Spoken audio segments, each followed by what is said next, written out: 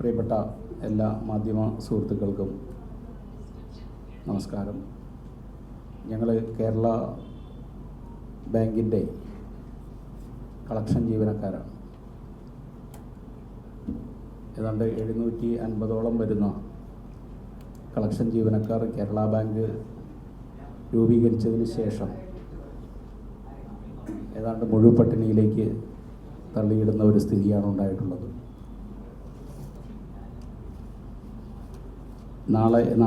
നാളെ ഇപ്പോൾ കേരള ബാങ്ക് രൂപീകരിച്ചതിന് 5 വർഷം തികയുകയാണ്. വലിയ ആഘോഷങ്ങൾ ബാങ്ക് നടപ്പാക്കുമ്പോൾ ആ ആഘോഷങ്ങളിലൊന്നും പങ്കാളികളാകാതെ ഞങ്ങളിപ്പോഴും ബാങ്കിന് പുറത്ത് കഴിയേണ്ട സ്ഥിതിയാണുള്ളത്. ഇന്നലെ മുതൽ ബാങ്കിന് മുന്നിൽ ഞങ്ങൾ അനിശ്ചിതകാല നിരാഹാരം അനുഷ്ഠിക്കാൻ തീരുമാനിച്ച് ആരംഭിക്കുകയുണ്ടായി. വളരെ വേദനാജനകമായ ഒരു സംഭവം ഇന്നലെ ഉണ്ടായിട്ടുണ്ട്. മിക്കവാറും മാധ്യമ സുഹൃത്തുക്കളെ ഞങ്ങളത് അറിയിച്ചിട്ടുണ്ടായിരുന്നു. രാവിലെ ഞങ്ങൾ അതിന് മുന്നിൽ ആ റോഡിലൊരു പന്തൽ തയ്യാറാക്കി അനിശ്ചിതകാല നിരാഹാരത്തിന് ഒരുങ്ങിയപ്പോൾ ആ പന്തൽ ഇട്ടു തുടങ്ങിയത് പൊളിച്ചു മാറ്റുന്ന സ്ഥിതിയിലേക്ക് എത്തിച്ചേർന്നു. പോലീസ് വാഹനം 2 എണ്ണം വന്നിട്ട് ഇവിടെ ഇത് ചെയ്യാൻ പാടില്ല എന്ന് പറഞ്ഞ് ഞങ്ങളുടെ സമരപന്തൽ പൊളിപ്പിക്കുകയുണ്ടായി. അതിനൊരു വിരോധാഭാസം എന്ന് പറയുന്നത് മിനിഞ്ഞാന്ന് വരെ കേരള ബാങ്കിലെ സ്ഥിരം ജീവനക്കാരുടെ സംഘടന 19 ദിവസക്കാലം നീണ്ടു നിൽക്കുന്ന സമരം അവിടെ നടത്തുകയുണ്ടായി, പന്തലൊക്കെ ഇട്ട് വളരെ ആഘോഷപൂർവ്വം. എന്നാൽ ഞങ്ങളെപ്പോലുള്ള ബാങ്കിൻ്റെ അകത്തുള്ള ജീവനക്കാരല്ലാത്ത ഞങ്ങൾ ഒരു സമരവുമായി വന്നപ്പോൾ അതിനെ അത്തരത്തിൽ എതിർക്കുന്ന ഒരു രീതി ഉണ്ടായി. അവർ പറഞ്ഞ കാരണം ഇൻ്റലിജൻസ് റിപ്പോർട്ടുണ്ട്. സഹകരണ വകുപ്പ് മന്ത്രി ശ്രീ വാസവൻ സാർ താമസിക്കുന്ന വസതിക്ക് സമീപമാണ്, അതുകൊണ്ട് തന്നെ ഇവിടെ ഇനി ഇത്തരം കാര്യങ്ങൾ അനുവദിക്കില്ലെന്നാണ്. അപ്പോൾ മിനിഞ്ഞാന്ന് വരെ ഉണ്ടായിരുന്നു. ഞങ്ങൾ ഇന്നലെ സമരം ആരംഭിക്കാൻ നേരത്താണ് ഇങ്ങനെയൊരു സംഭവം ഉണ്ടാകുന്നത്. ഞങ്ങൾ മുൻകൂട്ടി അറിയിച്ചതിൻ്റെ അടിസ്ഥാനത്തിൽ പോലീസിൽ നിന്നോ ഡിപ്പാർട്ട്മെൻറ്റിൽ നിന്നോ യാതൊരു അറിയിപ്പും ഉണ്ടായിരുന്നില്ല. ഇന്നലെ രാവിലെ മാത്രമാണ് അത് അറിയിച്ചത്. അത്തരത്തിൽ ഞങ്ങളുടെ സമരത്തെ ഭയപ്പെടുന്ന തരത്തിലാണ് ഒരു സമീപനം സ്വീകരിച്ചത്. എന്തിനാണ് എന്ന് ഞങ്ങൾക്ക് മനസ്സിലാകുന്നില്ല. അപ്പോൾ അതേക്കുറിച്ച് നിങ്ങൾ മാധ്യമപ്രവർത്തകർ ഉൾപ്പെടെ ഒരു അന്വേഷണം നടത്തണം. അപ്പോൾ ഇനി ആ മന്ത്രി വാസവൻ സാറിൻ്റെ വഴിയിൽ ഒരു സമരവും നടക്കില്ലേ എന്ന് ആലോചിക്കണം. ഇന്നിപ്പോൾ ഈ തത്സമയം അവിടെ IBAയുടെ നേതൃത്വത്തിൽ ഒരു സമരം ശിവകുമാർ സാർ ഉദ്ഘാടനം ചെയ്യുന്നത് അവിടെ നടക്കുന്നതായി ഞങ്ങൾ മനസ്സിലാക്കുന്നു. അപ്പോൾ ഞങ്ങളോട് മാത്രം ഒരു പ്രത്യേക നയം അവിടെ സ്വീകരിക്കപ്പെട്ടിട്ടുണ്ട്. അതിൽ ആദ്യം തന്നെ ഞങ്ങളൊരു പ്രതിഷേധവും അറിയിക്കുകയാണ്. അത് നിങ്ങളൊന്ന് കൊടുക്കണം. അതോടൊപ്പം ഞങ്ങളുടെ കാര്യങ്ങൾ പറയുമ്പോൾ കേരളത്തിലെ എല്ലാ ജില്ലാ സഹകരണ ബാങ്കുകളിലെയും കളക്ഷൻ ജീവനക്കാരായിരുന്നു ഞങ്ങൾ. 14 ജില്ലകളിൽ 13 ജില്ലയിലും കളക്ഷൻ ജീവനക്കാരുണ്ടായിരുന്നു, പാലക്കാട് ഒഴികെ. കേരള ബാങ്ക് രൂപീകരിക്കുമ്പോൾ ഏതാണ്ട് 40 വർഷക്കാലം വരെ ജോലി ചെയ്ത 68 വയസ്സ് വരെ പ്രായമായ ആളുകൾ ഞങ്ങളുടെ ഇടയിലുണ്ടായിരുന്നു. ഞങ്ങളോടെല്ലാം പറഞ്ഞത് ഒരാളുടെ പോലും ജോലി നഷ്ടപ്പെടില്ല, നിങ്ങളെയും ഈ ബാങ്കിൻ്റെ ഭാഗമായി സംരക്ഷിക്കപ്പെടും എന്ന ഒരു വാക്കിൻ്റെ അടിസ്ഥാനത്തിലാണ് കേരള ബാങ്ക് രൂപീകരണവുമായി ബന്ധപ്പെട്ട് പൂർണ്ണമായും ഞങ്ങൾ സഹകരിക്കുകയും അതിൻ്റെ എല്ലാവിധ കാര്യങ്ങളിലും പങ്കാളികളാവുകയും ചെയ്തിരുന്നു. എന്നാൽ 5 വർഷക്കാലം പിന്നിടുന്ന ഈ സമയത്ത് ഞങ്ങളുടെ കാര്യത്തിൽ ഒരു തീരുമാനമുണ്ടാക്കിയില്ല എന്ന് മാത്രമല്ല, കേരള ബാങ്കിൻ്റെ അംഗീകരിക്കപ്പെട്ട പ്രോഡക്റ്റുകളിൽ ദിവസ നിക്ഷേപ കളക്ഷൻ എന്നൊരു പ്രോഡക്റ്റ് പ്രപ്പോസലായി പോലും വന്നില്ല, അത് അംഗീകരിക്കപ്പെട്ടില്ല. ഫലത്തിൽ ഞങ്ങൾ ചെയ്തുകൊണ്ടിരുന്ന ജോലി തുടരാൻ കഴിയാത്ത എല്ലാ സാഹചര്യവും അവിടെ ഉണ്ടാക്കി വെച്ചു. അതിനുശേഷം ഞങ്ങളെക്കുറിച്ച് പഠിക്കാനും ഞങ്ങളെ നിയമിക്കാനും എല്ലാം കഴിയുന്ന തരത്തിലെന്ന് പറഞ്ഞുകൊണ്ട് ഒരു 5 അംഗ കമ്മീഷനെ വെച്ച് ഒരു റിപ്പോർട്ടൊക്കെ തയ്യാറാക്കി എല്ലാം വന്നു. പക്ഷേ അതൊന്നും നാളിതുവരെ ഞങ്ങളുടെ കാര്യത്തിൽ പ്രാവർത്തികമായിട്ടില്ല. ഏറ്റവും അവസാനം 20 മാസം മുമ്പ്, അതായത് 12/4/2023 ഞങ്ങളെ പാർട്ട് ടൈം സ്വീപ്പറുടെ സമാന തസ്തിക സൃഷ്ടിച്ചുകൊണ്ട് ഒരു തസ്തിക പുനർനാമകരണം ചെയ്ത് ഫീൽഡ് അസിസ്റ്റൻ്റ് എന്ന് പറഞ്ഞ് നിയമിക്കാൻ വേണ്ടി ഒരു തീരുമാനം കേരള ബാങ്ക് ഭരണസമിതി എടുത്തു. ആ ഭരണസമിതി തീരുമാനം രജിസ്ട്രാർക്ക് കൊടുത്ത് രജിസ്ട്രാർ അതിന് അംഗീകാരവും നൽകി തിരിച്ച് ഗവൺമെൻറ്റിലേക്ക് വന്നു. എന്നാൽ 20 മാസക്കാലം പിന്നിട്ടിട്ടും ഇതുവരെ അതിനൊരു തീരുമാനമായിട്ടില്ല. വളരെ വിശദമായ പ്രപ്പോസലാണ് ഞങ്ങൾ ചെയ്യേണ്ട ജോലികൾ സംബന്ധിച്ചും എല്ലാം അതിനകത്ത് വിശദീകരിച്ചിട്ടുണ്ട്. യാതൊരുവിധ അവ്യക്തതയുമില്ലാതെ അങ്ങനെ തയ്യാറാക്കി ബാങ്ക് എടുത്തൊരു തീരുമാനം ഇത്രയും കാലമായിട്ട് നടപ്പാക്കിയിട്ടില്ല. എന്തുകൊണ്ടാണ് എന്ന് ഞങ്ങളെ ബോധ്യപ്പെടുത്താനും കഴിഞ്ഞിട്ടില്ല.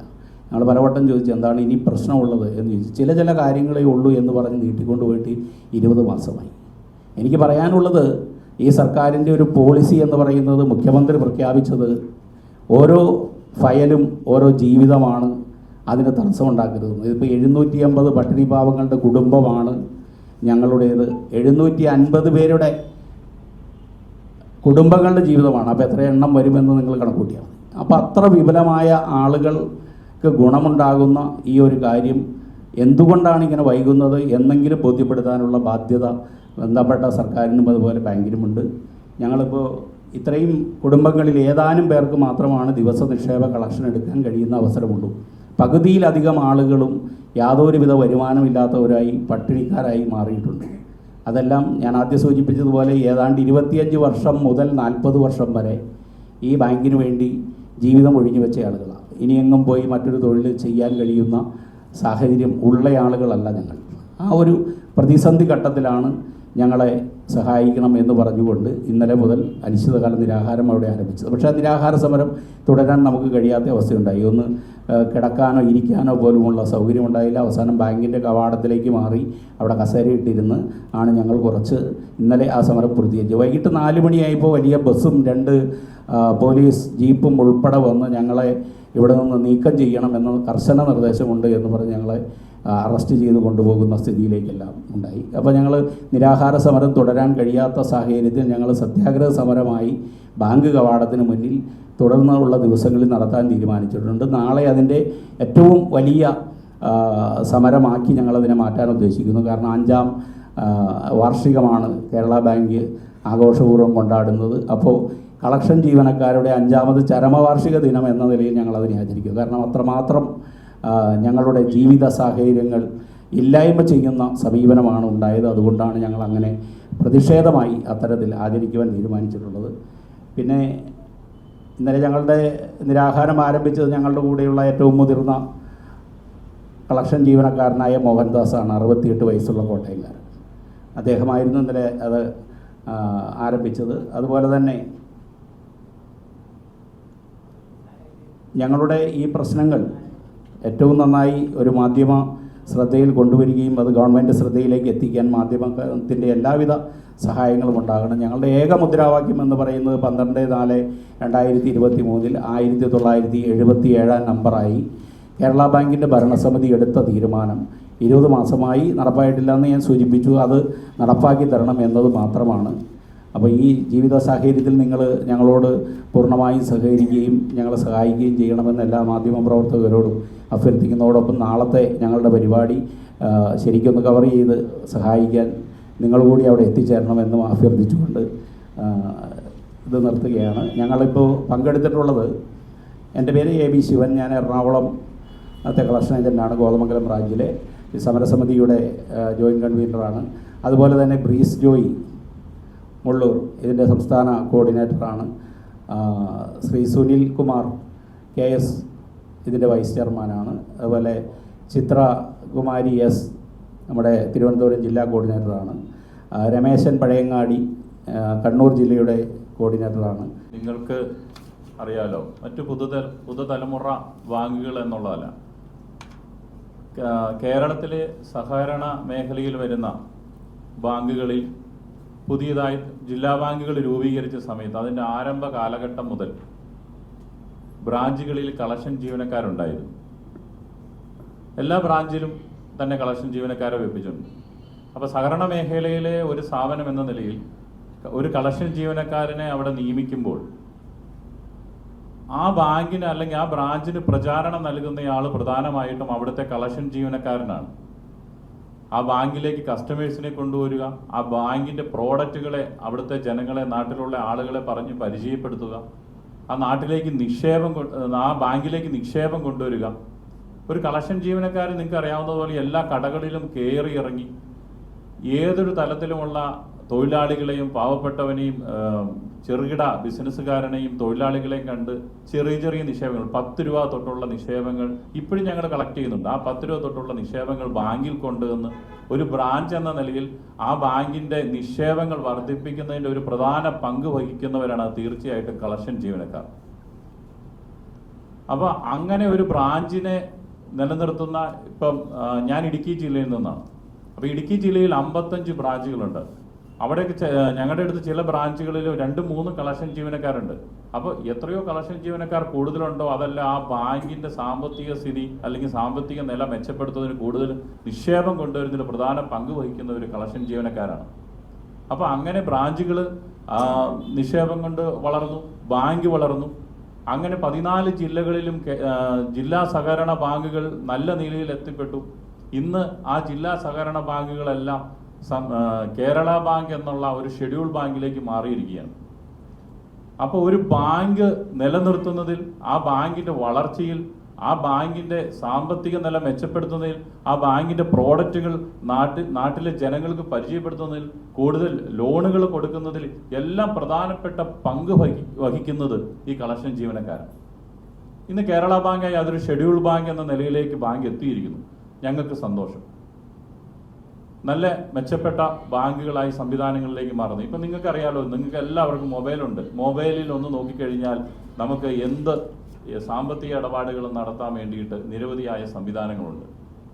അപ്പോൾ ആ ഒരു സാഹചര്യത്തിൽ ഞങ്ങളുടെ പ്രസക്തി കുറഞ്ഞു വന്നുകൊണ്ടിരിക്കുകയാണ്. പക്ഷെ ബാങ്ക് കേരള ബാങ്ക് ആയപ്പോൾ ഞങ്ങളെ രക്ഷിക്കും, തീർച്ചയായിട്ടും നിങ്ങളെ രക്ഷിക്കും, നിങ്ങളെ ചേർത്ത് നിർത്തിക്കൊണ്ടു പോകും എന്ന ഒരു ഉറപ്പ് ഞങ്ങൾക്ക് നൽകിയിരുന്നു. പക്ഷെ നാളെ ഇതുവരെ 5 വർഷമായെന്ന് ഞങ്ങളിവിടെ സൂചിപ്പിച്ചു കഴിഞ്ഞു. നാളിതുവരെ കളക്ഷൻ ജീവനക്കാരെ രക്ഷിക്കുന്നതിന് വേണ്ടിയിട്ടോ അവരുടെ ഉന്നമനത്തിന് വേണ്ടിയിട്ടോ കേരള ബാങ്ക് രൂപീകരണ സമയത്തോ ഞങ്ങളുടെ കാര്യം പറഞ്ഞിട്ടില്ല എന്നുള്ളത് വളരെ സങ്കടകരമാണ്. പക്ഷെ എങ്കിലും ഗവൺമെന്റിന്റെ ഉറപ്പ്, ബാങ്കിന്റെ ഉറപ്പ് ഞങ്ങൾ വിശ്വാസത്തിലെടുത്ത് മുന്നോട്ട് പോയിക്കൊണ്ടിരുന്നു. ജില്ലാ ബാങ്കുകളായിരുന്നപ്പോൾ ലഭിച്ചുകൊണ്ടിരുന്ന യാതൊരു ആനുകൂല്യങ്ങളും ഇപ്പോൾ ലഭിക്കുന്നില്ല എന്നുള്ളത് മാത്രമല്ല, പുതിയതായിട്ട് എന്തെങ്കിലും തരുന്നതിനോ ഈ വിഭാഗം 740 കുടുംബങ്ങളുടെ 740 അംഗങ്ങളുണ്ട്. പക്ഷേ 740 കുടുംബങ്ങളാണ്. ഞങ്ങൾക്കെല്ലാം അച്ഛനുണ്ട്, അമ്മയുണ്ട്, കുട്ടികളുണ്ട്. ഇവരുടെ എല്ലാം വിദ്യാഭ്യാസം, കാരണവന്മാരുടെ ചികിത്സാ ചെലവ്, ഞങ്ങളിൽ രോഗിയായിട്ടുള്ളവർ, ഞാൻ ഇവിടെ സൂചിപ്പിച്ചു കഴിഞ്ഞു 40 വർഷം വരെ ആയിട്ടുള്ള ആളുകൾ കളക്ഷൻ ജീവനക്കാർ ഞങ്ങളുടെ കൂട്ടത്തിലുണ്ടെന്നുള്ളത്. തീർച്ചയായിട്ടും ഇവരുടെ എല്ലാം ജീവിത മാർഗങ്ങൾ മുന്നോട്ട് പോകണ്ടേ. അപ്പോൾ അത്തരത്തിൽ ഈ ബാങ്കിന്റെ ഭാഗത്തുനിന്നും ഗവൺമെന്റ് ഭാഗത്തുനിന്നും ഇതുപോലെയുള്ള നീതി നിഷേധത്തിനെതിരെയാണ് ഞങ്ങൾ ഈ സമരം നടത്തുന്നത്. ഇവിടെ സമരം നടത്തി 27-ാം തീയതി തൊട്ട് നിരവധിയായ സമരങ്ങൾ ഞങ്ങൾ നടത്തിക്കൊണ്ടിരിക്കുന്നു. ഇപ്പോൾ പ്രധാനമായിട്ടുള്ളതും ഗവൺമെന്റിന് മുന്നിലിരിക്കുന്ന ഫയൽ സംബന്ധിച്ച കോടതിയിൽ ഞങ്ങളുടെ കേസ് കൊടുത്ത് ഈ നീതി നിഷേധത്തിനെതിരെ കോടതി കൃത്യമായിട്ട് ഗവൺമെന്റിന് ചോദിച്ചിട്ടുണ്ട് എന്താണ് ഇവരുടെ കാര്യത്തിൽ ചെയ്യാൻ പറ്റുക എന്നുള്ളത്. അപ്പോൾ 1977-ാം നമ്പർ ബാങ്കിന്റെ തീരുമാനം, മാനേജ്മെന്റിന്റെ തീരുമാനപ്രകാരം ഞങ്ങളെ ഫീൽഡ് അസിസ്റ്റന്റുമാരാക്കിക്കൊണ്ട് ചെറിയ സീപ്പർ തസ്തികയിൽ അല്ലെങ്കിൽ സമാനമായ തസ്തികയിൽ ഒരു ഫീൽഡ് അസിസ്റ്റന്റ് എന്ന രീതിയിൽ ഒരു പോസ്റ്റ് ക്രിയേറ്റ് ചെയ്ത് ബാങ്ക് തീരുമാനമെടുത്തു. അത് ഗവൺമെന്റിലേക്ക് അയച്ചു. രജിസ്ട്രാർ അതിന് അംഗീകാരം നൽകി. നിങ്ങൾ ശ്രദ്ധിക്കേണ്ട കാര്യം ഇതാണ്. സഹകരണ വകുപ്പിലെ എല്ലാ ഉദ്യോഗസ്ഥന്മാരും അല്ലെങ്കിൽ സഹകരണ വകുപ്പ് ഇതിന് രജിസ്ട്രാർ അംഗീകാരം നൽകി. ഇത് ഗവൺമെന്റിന്റെ പരിഗണനയ്ക്ക് അയച്ചേക്കും. 20 മാസക്കാലമായിന്ന് കൂട്ടണം. 14 ജില്ലകൾ ജില്ലാ സഹകരണ ബാങ്ക് ആയിരുന്ന സമയത്ത് വ്യത്യസ്തമായ തട്ടിലായിരുന്നു കളക്ഷൻ ജീവനക്കാർ. അപ്പം അതുകൊണ്ട് തന്നെ അവരെ ഒന്നിച്ച് ഏകീകരിച്ചുകൊണ്ട് തന്നെ ഗവൺമെന്റ് ബാങ്ക് അതിനു വേണ്ടിയിട്ട് ഒരു പ്രപ്പോസൽ റെഡിയാക്കിയാണ് ഗവൺമെന്റിലേക്ക് അയച്ചിരിക്കുന്നത്. ഇത് എന്തുകൊണ്ടാണ് ഇത്രയും താമസിക്കുന്നത് ഞങ്ങൾക്ക് ആർക്കും മനസ്സിലാവുന്നില്ല. 740 കുടുംബങ്ങളാണ് ഇതിൽ പട്ടിണിയാകുന്നുള്ളത്. ഇവർക്ക് പുതിയ സംവിധാനങ്ങളില്ല. ബാങ്ക് ഇവരെ രക്ഷിക്കുന്നതിന് വേണ്ടിയിട്ട് നടപടികളിലേക്ക് എത്തുന്നില്ല. ഇങ്ങനെ നിൽക്കുകയാണ്. ഈ 20 മാസക്കാലമായി ഗവൺമെന്റിലേക്ക് പോയ ഒരു ഫയലിന് ബാങ്ക് പോലും ഒരു റിമൈൻഡർ പോലും കൊടുക്കുന്നില്ല എന്നുള്ളതാണ് ഏറ്റവും പ്രധാനപ്പെട്ട കാര്യം.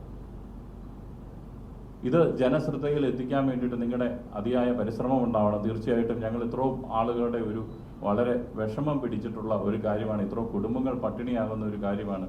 അതുകൊണ്ട് തീർച്ചയായിട്ടും നിങ്ങളുടെ എല്ലാവരുടെയും പൂർണ്ണമായിട്ടുള്ള സഹകരണം ഈ സമയത്ത് ഒരിക്കൽ കൂടി ആവശ്യപ്പെടുകയാണ്. തീർച്ചയായിട്ടും ബാങ്കിന്റെ മുന്നിൽ ഞങ്ങൾ നിരാഹാരം അനുഷ്ഠിച്ചുകൊണ്ടിരിക്കുകയാണ്. ഇന്നലെ ഈ പറഞ്ഞതുപോലെ ഞങ്ങളവിടെ പോലീസ് അറസ്റ്റ് ചെയ്ത് മാറ്റുകയുണ്ടായി. സമരം ചെയ്യുന്നതിന് വരെ ഇടതുപക്ഷ സർക്കാരാണ് ഭരിക്കുന്നത്.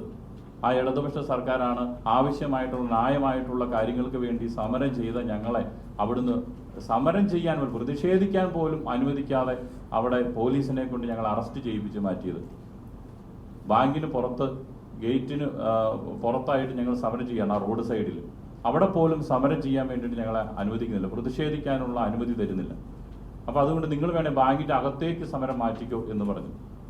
അപ്പോൾ ഇന്നലെ അത്രയും പോലീസിൻ്റെ അത്രയും കിരാതമായ നടപടികൾ ഉണ്ടായതിൻ്റെ അടിസ്ഥാനത്തിൽ ഞങ്ങൾ സമരം ബാങ്കിൻ്റെ ഉള്ളിലേക്ക് അത് മാറ്റിയിട്ടു. ബാങ്കിൻ്റെ ഉള്ളിലേക്ക് മീൻസ് ഗേറ്റിന് അകത്തേക്ക്.